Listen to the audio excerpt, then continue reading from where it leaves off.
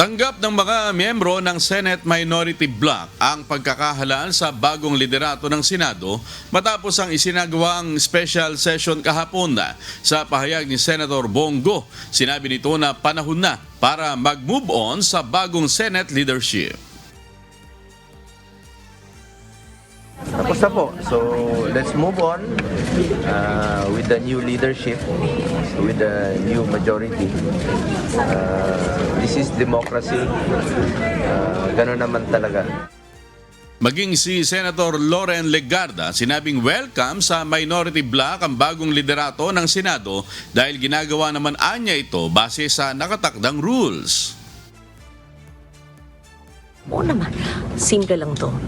Pag may mayorya ka ng 24, a majority of all its members, then you have the leadership. Ganong kasimple. Sundin lang natin ang rules, di ba? Kapwa naman matipid ang naging reaksyon ni na Senator Amy Marcos at Senator Rodante Marcoleta sa pagkakahalal ng bagong liderato sa Senado. Oh, I congratulated him already.